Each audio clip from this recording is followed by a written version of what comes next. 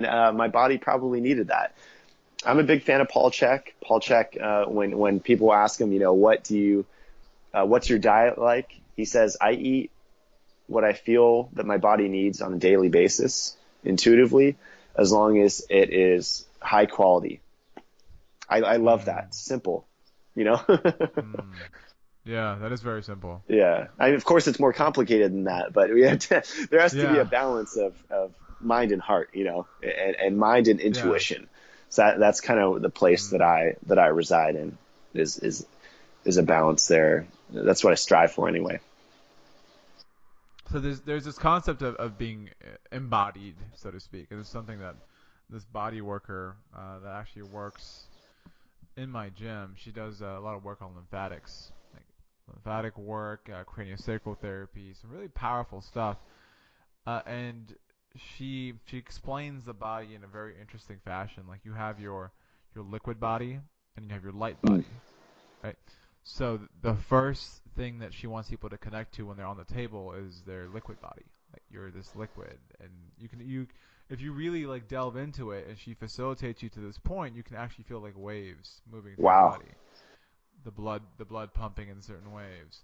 And then from there, if you delve deeper and you're not thinking this is woo woo, you can take it a step further and see that you're also this light body. And so I've been doing sensory deprivation tanks for the past like year and a half, and I've Awesome. been doing it Yeah. for a while. And it's been extremely resourceful in so many different ways. And there was a missing component, and that was I was too afraid to let go to a certain level.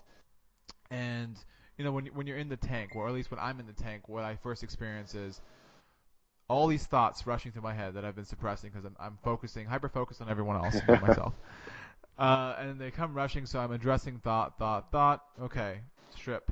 Take away that thought. Take away those thoughts. Next thing, I'm this human being in a tank. What am I doing here? Strip away that thought. And then the next thing you know is like I'm naked, and this is weird. So just you keep going through this process. And the next thing you know, all I'm left with is I'm just consciousness floating around in this ether, Yeah. right? And that again sounds weird to a lot of people listening, but taking a step further from there, then I start to see these like very interesting visual visuals. So I'm seeing lights come across. I'm seeing like red and blue and pink, and then I feel like I'm floating out of the Mm. tank. And there's this one point where I'm just like, oh shit, I'm too scared to go further. And so what the work with craniosacral therapy and lymphatics has been doing with me, and I wanted to get your input on this, is that it's connecting me in such a fashion where I can get into the tank and not have to go through all those stripping away of thoughts. I can just connect to my liquid body Wow. quick, and then from liquid body I can go to light body because okay, I know now that I'm already inside. I'm no longer having to go through my cerebral crap. I'm like, okay, I'm already in my body. There's the waves. It's going, Right. and then okay, it's almost like meditating with your own like ocean. Like you hear the waves crashing back and Yeah. forth, and then and the next thing you know, you're gone. Have you had any experience with sensory deprivation and things of that sort? Yeah. I don't have and I haven't even looked into craniosacral therapy. I have friends that are kind of into it, but yeah, I actually have a video I did on my YouTube channel where I interviewed a guy at the float spa here in San Diego on sensory Cool, deprivation. And yeah, nice. I think I've done like 3 or 4 floats, and I've never Gotcha. gone as far as you did for sure, Yeah, but I can yeah. relate to the thoughts thing, and I Mm. and I wouldn't try to stop them, but I was just trying to I would let them come up and then just let them pass. And yeah, it did Mm. take me, it was an hour session. It took me about 45 minutes before I was really just started to let go. I felt like the Wow. 45 minutes of decompression and then 15 minutes of actually more being in the zone. So it's really interesting as I was not expecting that. I thought it would be a lot quicker. Mm. Interesting. Yeah. So just for the listeners out there, the sensory deprivation tank is basically this chamber, so to speak, and it can be a pod or a tank, and then they have this highly concentrated Epsom salt water, for lack of a better word, super concentrated, and you're getting this magnesium that's being absorbed through your skin transdermally. It's relaxing your muscle tissue, and you float. And a lot of people are scared, am I going to drown in the water? No, because it's so concentrated. It's like the Dead Sea almost. You're just floating around in this water.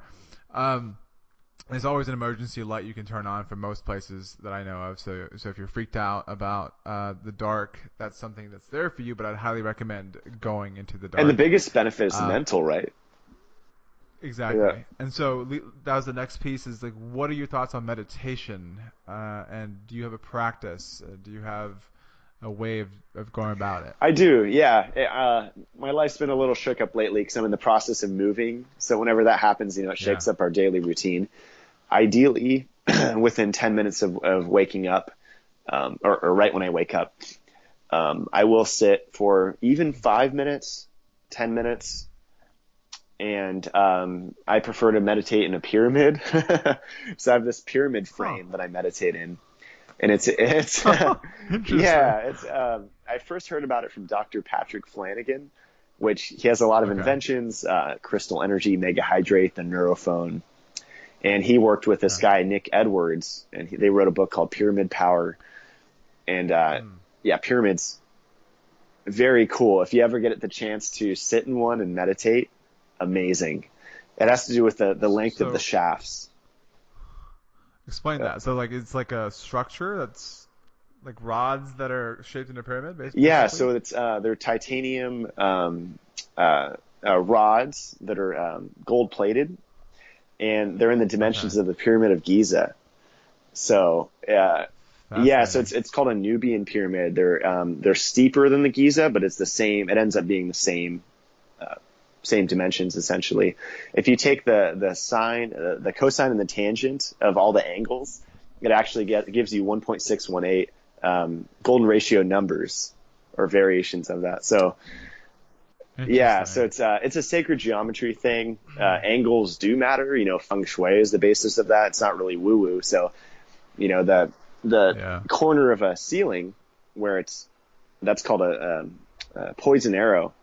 And if you're if you sleep in that angle, I feel one way to think about this is how you feel when you go into a place with rounded ceilings, like a church.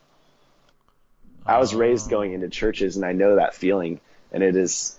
Okay. I think that has a lot to do with it, as well as the chanting and stuff. But, yeah. So the corner. So you're saying if you're looking at a corner of a room, and that's the direction you sleep, is in the direction of the poison, so to speak, poison arrow, that elicits a certain reaction? It'll kind of harm your body over time. Yeah, I think there's a lot to feng shui for sure. The shape of things matter, the shape of your house. Yeah, but have you read much of Paulo Coelho's books? I read The Alchemist and Brida. I actually enjoy the Brida more. It's interesting. Yeah. Okay. Have you read? If you get a chance, you may enjoy this. It's called Aleph, Aleph. Okay. And Aleph is actually like the Arabic word for one. Huh. So there's a concept in the book, and I'm wondering if I can pick your brain on it, if you have any insights about it. The concept in the book where they talk about certain points in space or certain points in a room, or the more specific example is that he brought up this situation that when you're in a party or you're in a social situation, there are points in the room where you feel more powerful. Wow. Like your states of being are elevated, where time doesn't seem to be past, future, present, so to speak. They're just all connecting in one thing. They're all dynamically changing, and that's known as the Aleph, like the unifying point, where you're just existing. You're an existing being connected to others.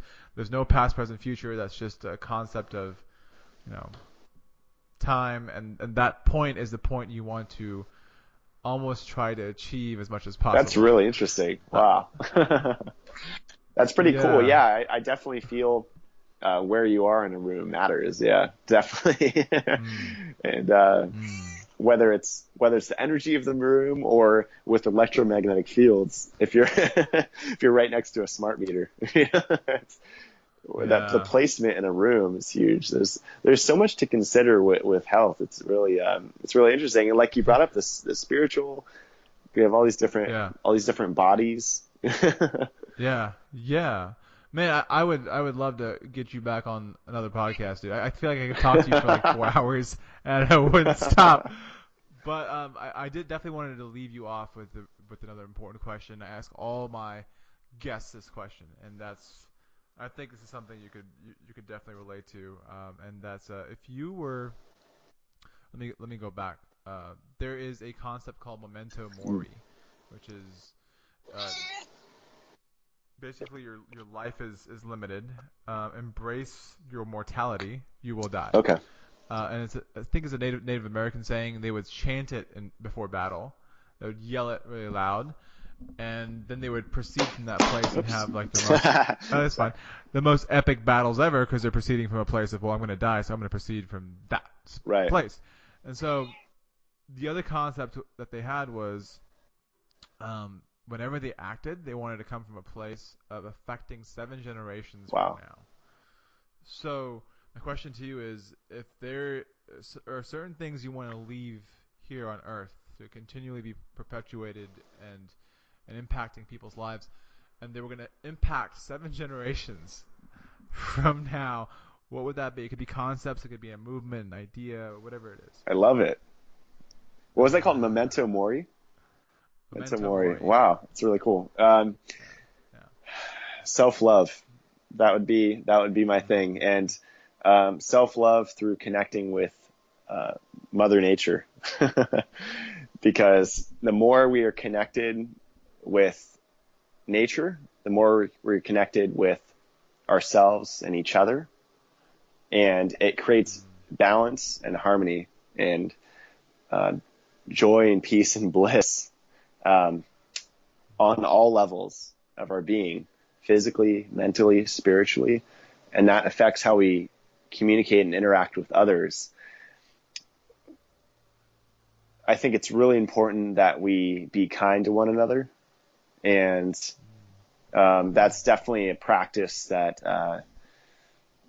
I've been working on, especially with family, relationships. It's a work in progress. You're never a master at it, right? Yeah.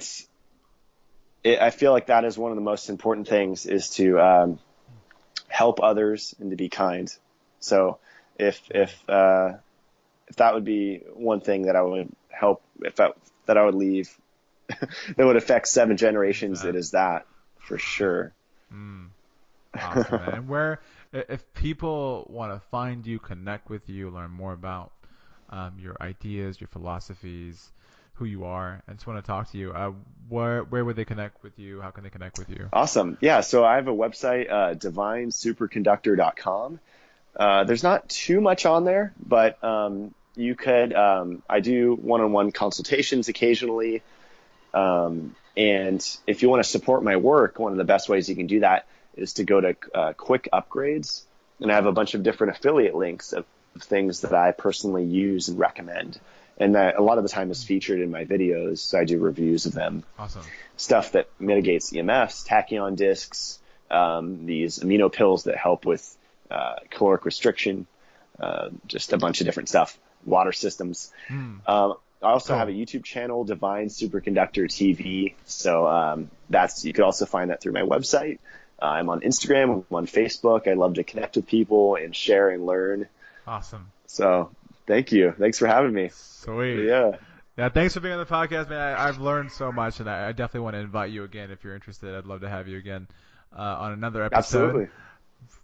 But much love again, man, for being on the podcast, and we'll talk soon. Definitely, Samara. Thank you. Take care, brother. All right, man. Peace.